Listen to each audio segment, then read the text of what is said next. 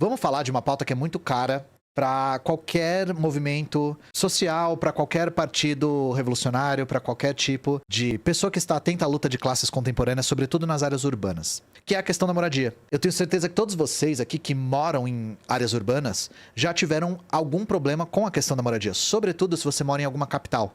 A questão da moradia ela fica mais intensa nas capitais. E isso não é só no Brasil, isso é no mundo todo. Eu fiz uma live há muito tempo atrás sobre população em situação de rua, que eu levanto dados a respeito de população em situação de rua em países do centro do capitalismo.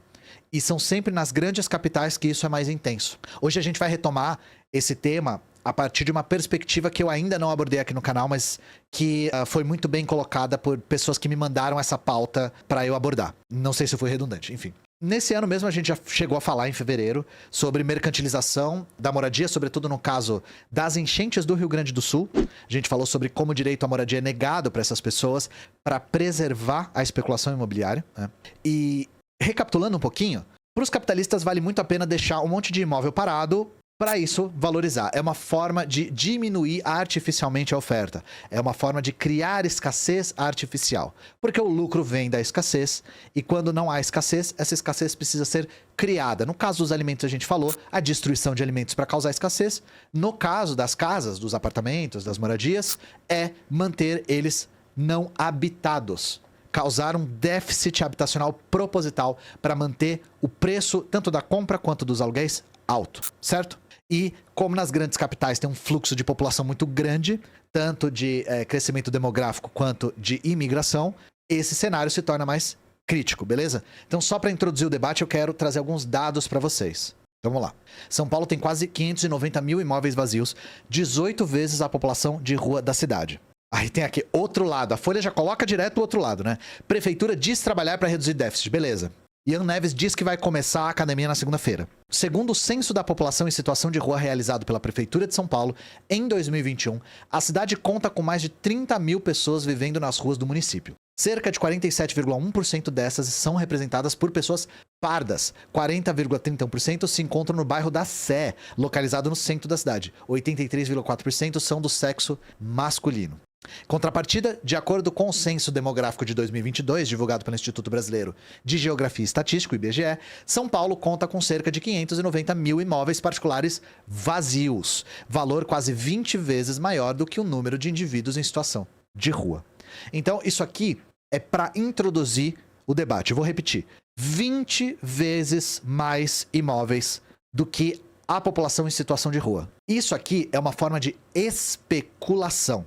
Isso aqui é tanto para deixar o imóvel parado até que ele valorize e valha a pena alugar para um preço mais alto, mas também, principalmente, essa quantidade de prédios parados, vazios, não sendo usados, serve para diminuir artificialmente a oferta, agindo com a lei de oferta e procura mesmo. Diminui artificialmente a oferta, os preços sobem, beleza?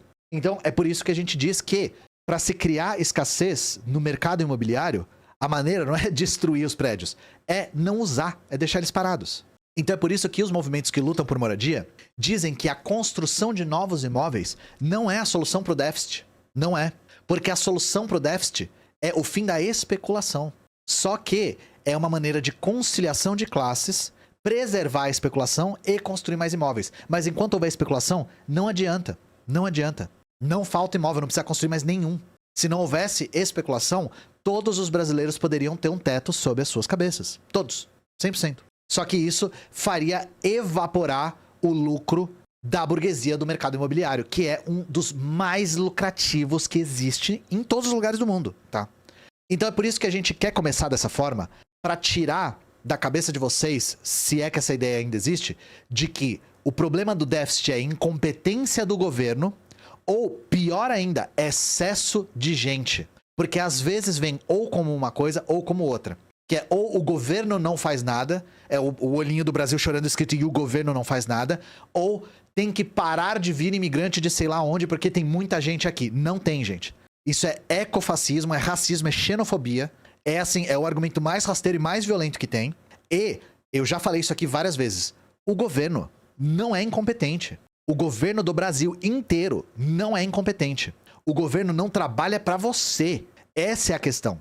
o governo trabalha para a classe dominante e para a burguesia, e para a classe dominante e para a burguesia, ele é muito eficiente. Muito eficiente. Ele é ágil, ele é generoso, ele é democrático. Então, de novo, dizer que o problema é a incompetência do governo coloca isso na esfera moral, que é basta a gente ter governo melhor ou pior. Basta a gente não ter governo nenhum, que é o que abre o precedente para privatização de serviços públicos. Absolutamente nada a ver com incompetência, tá, gente? Existe também um método que eu expus aqui no canal quando eu fiz um vídeo sobre a Cracolândia, falando sobre os dados e os números, tá? Existe também o método, principalmente aqui em São Paulo, dos especuladores diminuírem o valor de prédios ou de bairros inteiros, empurrando a Cracolândia para um lado ou para o outro. Então você é um burguês, você quer investir num bairro, você quer comprar vários imóveis num bairro. Você manda a polícia empurrar a Cracolândia para lá, até aquilo desvalorizar, você compra e depois pede para a polícia empurrar a Cracolândia para outro lugar. Essa é uma forma muito perversa, mas muito comum de especulação imobiliária em São Paulo. É por isso que é de interesse da especulação imobiliária que a Cracolândia nunca seja resolvida. Nunca seja resolvida. Então, isso tudo eu só tô recapitulando coisas que eu já falei aqui no canal ao longo desses anos como um todo. Porque a questão da moradia, novamente, foi como eu falei, é muito relevante para qualquer organização que se preocupa com a luta de classes brasileira. O que eu quero introduzir de novo aqui? Eu quero falar sobre como plataformas de hospedagem tipo Airbnb ou Booking, que não é tão comum aqui no Brasil, mas o Airbnb, estão afetando essa equação. É disso que eu quero falar aqui. E eu quero trazer alguns exemplos práticos de como essas plataformas estão alterando um pouco esse cenário para pior. Estão aumentando a desigualdade no acesso à moradia. Vamos lá, vou colocar aqui na tela. Vou pegar duas matérias que eu vou ficar usando como fonte aqui. São Paulo vende Airbnb para ricos como política para moradia de pobres. Eu sei que o título está um pouquinho confuso, mas eu vou explicar aqui o que está acontecendo. Abre aspas, a ideia de vender imóveis mais acessíveis em áreas de estações de metrô ou de corredores de ônibus que podem ser mais densamente ocupadas segundo o plano diretor faz sentido. O problema é que ela esbarra na realidade, em que mesmo com desconto, os valores são impagáveis para a imensa parcela da população pobre que depende de transporte público e precisa morar mais perto do trabalho. O que está acontecendo, gente? Gente que depende de transporte público precisa morar mais perto ou do próprio trabalho ou de metrô e ponto de ônibus. Isso é uma necessidade. Existe um programa municipal de moradia popular para tentar garantir que haja uma oferta de moradias perto de metrô, perto de corredor de ônibus, perto do centro. E aí você que tá desavisado, pensa, carai, o cabeção de filtro Melita mandou bem, mas tá pensando na classe trabalhadora. Tá pensando, tá pensando muito, né, que tem muito espaço para pensar naquela cabeça. Pensando no trabalhador. E aí, chat, olha pra mim, chat. Eu tô olhando pra você tá olhando pra mim, né? Você acha que o Melita 103 ia fazer alguma coisa que não fosse em benefício da classe que colocou ele lá na prefeitura? Você acha mesmo que ele teria alguma solidariedade com nós fudidos que temos que pegar horas de transporte público para chegar no nosso trabalho? Então, vocês querem esquema? Esquema tem. Principais construtoras de São Paulo têm moradias sociais sob suspeita de fraude. Não é nem sobre a fraude que eu quero começar falando, tá? O que tá rolando? Abre aspas. A prefeitura oferece vantagens às construtoras, desconto em imposto e a possibilidade de construir acima da altura permitida, por exemplo. E, em contrapartida, exige que parte dos imóveis atendam a famílias cuja renda vai de 0 a 10 salários mínimos. Ou seja, vocês acham que as construtoras iam fazer isso de graça? Não é isso. Basicamente, o que as construtoras perderiam com esse valor estão ganhando em isenção tributária. Além de que elas estão construindo prédios mais altos do que pode em certas regiões, como uma forma de estímulo. Só que piora, porque o que tem acontecido é que essa regra não está sendo seguida. Abre aspas, mais de 1.230 apartamentos foram comprados sob suspeita de fraude em São Paulo, segundo informações enviadas pelos cartórios de registro de imóveis ao Ministério Público e à Prefeitura da capital. O que acontece? Esses imóveis são destinados a pessoas que ganham até X salários mínimos. Só que tem gente que ganha 100 mil reais por mês que está comprando esses imóveis. E é aí que entra o tema que a gente estava introduzindo aqui de novidade. Não só pessoas que não são alvo dessa política pública estão comprando esses imóveis, como não estão comprando para morar. Estão comprando para fazer Airbnb. É gente de classe média alta, segundo o recorte do IBGE. Pessoas de classe média alta, que têm uma renda mais alta, compram para fazer Airbnb. Abre aspas aqui de novo para o Sakamoto. Abre aspas, no papel o discurso é que essa política traz democracia ao território urbano. Na prática, vem garantindo mais microapartamentos voltados à locação via Airbnb ou para uso de filhos da classe alta e média alta de São Paulo ou do interior.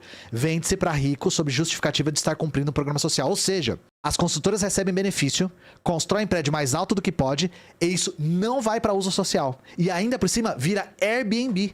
Então tem um prédio alto pra caralho, perto do metrô, com preço exorbitante, que é alugado por dia, não é alugado por mês.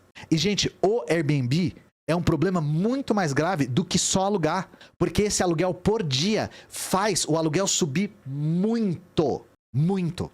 Hoje em dia já tem gente que mora em Airbnb de forma fixa, porque as pessoas dividem os apartamentos em vários apartamentos menores e alugam por diária. Aí vem gente de outros estados e alugam por R$700 por dia, no lugar de alugar por R$3.000 por mês, que já é um valor exorbitante. Aí você consegue esse valor de 3 mil em uma semana. E aí, para ilustrar mais ainda isso, eu quero trazer aqui, gente, uma fonte marxista-leninista dimitrovista Pensamento Ho Chi Minh, tá?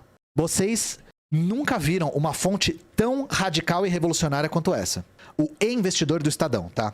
Vilão ou injustiçado? Como o Airbnb aumenta o preço dos aluguéis? A lei da oferta e da demanda no mercado de locação de curta duração impacta o aluguel residencial. Ou seja, eu e você estamos pagando mais caro no aluguel porque as cidades estão ficando impregnadas de Airbnb. Vamos lá. Olha só o depoimento que tem aqui. Em 2009, a mãe da designer Marcela Arantes decidiu morar com a filha. O apartamento de pouco mais de 65 metros quadrados em que vivia na Vila Mariana, na zona sul da capital, ficou vago e logo se tornou uma fonte de renda. No entanto, a relação com os inquilinos por vezes trazia dores de cabeça e mais custos com o imóvel do que lucro. O cenário mudou quando conheceram o Airbnb e viram vantagem em oferecer hospedagens de curta duração. Ao E-Investidor, Marcela conta que seguiu a dica de uma amiga que é anfitriã por meio da plataforma e disponibiliza acomodações no Copan, famoso prédio do centro de São Paulo. Anfitrião é uma coisa que é nível colaborador, para não falar trabalhador, tá? Anfitrião, abre aspas. O meu inquilino estava com aluguéis atrasados e relutante em chegar a um acordo com a imobiliária. Era um contrato de 18 meses. Ainda haveria multa se ele saísse antes do prazo.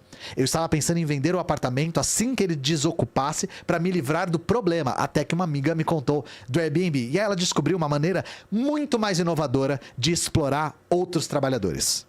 Levei vantagem. Então, o Airbnb ele tá mudando a relação de disponibilização de imóveis. E aí você pensa, esse é o caso de vários pequenos proprietários que têm 1 ou 2 apartamentos que alugam por dia, o que já tem consequências. Já tem consequências, aqui de novo nessa matéria. A plataforma de aluguéis conta com mais de 200 mil anúncios no país. E embora não costume divulgar os números específicos das localidades em que atua, prestem atenção nisso, recentemente ela revelou que os gastos de hóspedes totalizaram 5,2 bilhões de reais em 2022. A maior parte do montante foi de viajantes nacionais, visto que os hóspedes estrangeiros responderam por 18% dos gastos contabilizados. Por que vocês acham que a Airbnb não divulga os números? E aí, isso reduz a oferta de aluguel, porque vocês viram, ela alugava, achava que era muita dor de cabeça, trocou para Airbnb, o que acontece? A oferta de aluguéis diminui e os aluguéis sobem. Outra coisa que o Airbnb faz: tem gente construindo vários microapartamentos específicos e que já são estilizados para serem Airbnb. Gente, tem Airbnb que é feito só para ser cenário de fotografia. Airbnb temático do diabo a 4 que vocês conseguem imaginar. Temático de coisa toda de cupcake, temático de coisa toda gótica, temático de coisa clássica, que as pessoas montam só para ser isso, que as pessoas alugam para fazer ensaio de fotografia. E esse é um dos outros níveis, tá? E por causa disso, o nosso aluguel tá mais caro. E aí aqui, um professor da USP, que é o Nabil Bondu, que está sendo entrevistado. E ele diz que as plataformas não podem ser responsabilizadas. Isso aqui pegou a gente muito. Pegou a gente muito, gente. É a mesma coisa que o Uber e o iFood falam. Porque eles não se vendem como plataformas do que fazem. A Uber não se vende como uma plataforma de transporte. O iFood não se vende como uma plataforma de restaurantes. Todas essas plataformas se vendem como serviços de tecnologia. Então é assim, se é tecnologia, o Airbnb não pode ser culpado pela especulação. Já que ele não está vendendo casa, ele está vendendo a plataforma.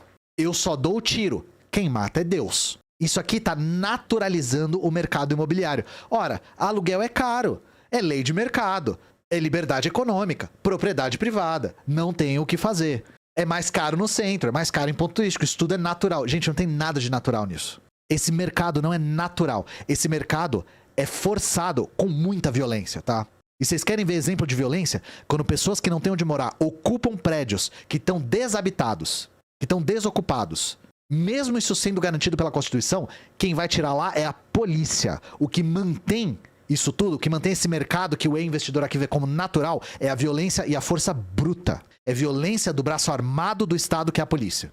E isso aqui é irracional ao extremo. É irracional ao extremo. Você afasta os trabalhadores do trabalho, faz os trabalhadores irem pra puta que vos pariu pra conseguir morar em algum lugar, tem que pegar horas e horas e horas de transporte público, e quem oferta esse transporte público é empresas privadas. Eu quero só que vocês reflitam por um segundo. O quanto de infraestrutura a gente não podia economizar se todo mundo tivesse direito de morar perto do seu trabalho?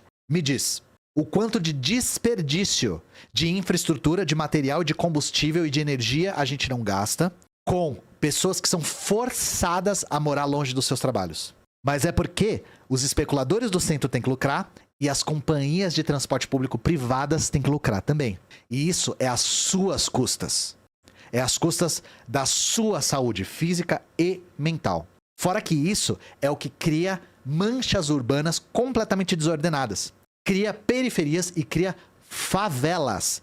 E sabe o que as favelas criam também? Porque as pessoas não têm escolha e têm que morar onde dá, cria também um impacto gigantesco no meio ambiente. Porque as pessoas constroem casas onde elas conseguem construir de maneira irregular, e impactam os rios, impactam os lençóis freáticos, impactam as matas ciliares, impactam tudo. E de novo, não é culpa dessas pessoas. Essas pessoas não têm escolha, porque muitas vezes esses lugares também sofrem com deslizamento, sofrem com enchente, e essas pessoas são vítimas disso. E aí você vai ver gente da direita neoliberal dizendo que é técnico e racional. Não existe modo de produção mais irracional do que o capitalismo, gente. E o caso do transporte e da moradia talvez seja o da comida também. Talvez sejam os exemplos mais patentes de irracionalismo do capitalismo. Tem um último elemento do Airbnb que eu quero trazer aqui, tá, gente? Que é do grande capital versus o pequeno capital. Se vocês já leram o Manifesto Comunista, vocês vão ver que o Marx responde várias acusações que fazem aos comunistas que são muito atuais. E uma das acusações é de que os comunistas querem arruinar os pequenos empresários. Os comunistas querem arruinar os pequenos burgueses. E aí o Marx diz: nós não queremos arruinar os pequenos burgueses, porque o capitalismo já arruina os pequenos burgueses todos os dias. O Airbnb se vende como uma plataforma que pretende democratizar receitas ligadas ao turismo. Ou seja, tem a senhorinha que tem um quarto que era do filho dela que saiu, e aí agora a senhorinha pode alugar esse quarto e ganhar uma rendinha extra. E você não pensa na senhorinha que agora tá ganhando o dinheirinho dela. Então, gente, o grande capital sempre vai se impor sobre o pequeno capital. O que está acontecendo é que não são as senhorinhas que estão usando seus quartinhos pro Airbnb. São empresas que estão comprando prédios inteiros só para ser Airbnb. A gente trouxe alguns dados aqui para vocês. Imobiliária e Airbnb se unem para fazer protocolo de aluguel em prédios residenciais. Então, isso aqui já são empresas responsáveis por gerir locação do Airbnb. Já é uma empresa, já não é essa coisa de a senhorinha, você no seu quarto, tá? Uma família, um casal, alguém que herdou um apartamento, não é isso. Então isso aqui já tá virando um setor hoteleiro sem ser do setor hoteleiro. Só que tem mais. As startups que funcionam como imobiliárias de Airbnb. Abre aspas. Quer ganhar dinheiro extra com aluguel de imóvel pelo Airbnb, mas não sabe por onde começar? É de olho nesse investidor que surgem startups que se propõem a ser imobiliárias de Airbnb. Eu preciso falar alguma coisa, gente? É uma agência imobiliária que não é de aluguel por mês de apartamento fixo e também não é hotel. O que é? Nada. É um setor numa zona cinzenta. O que isso aqui tá virando? Uma rede gigantesca de hotéis clandestinos. E os hotéis têm ficado putos. Que nem os táxis ficaram com os Ubers. Lembra disso, gente? Que quando o Uber surgiu, os taxistas se revoltaram. Os hotéis estão fazendo a mesma coisa com os Airbnb. Por quê? Qual que é o grande problema? Hotéis pedem regulamentação e tributos para aplicativo de hospedagem. Gente, Airbnb não paga imposto que hotel paga. É um hotel, é exatamente a mesma coisa que um hotel, sem pagar imposto. Sem todas as responsabilidades que o hotel tem. Abre aspas.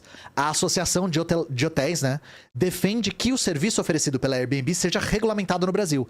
É um problema muito sério porque eles estão fazendo uma concorrência muito acirrada e prejudicando a hotelaria, as empresas formais, porque não pagam imposto no Brasil. Defende o presidente da ABIH, Dilson Jatari Fonseca Júnior. Tá? Esse artigo é de 2017, mas essa situação ainda não foi regularizada no Brasil. Ano passado o PT disse que ia olhar, mas assim, na volta a gente compra. Na volta a gente compra. Então vamos lá, vamos conversar um pouco sobre soluções, tá? Soluções.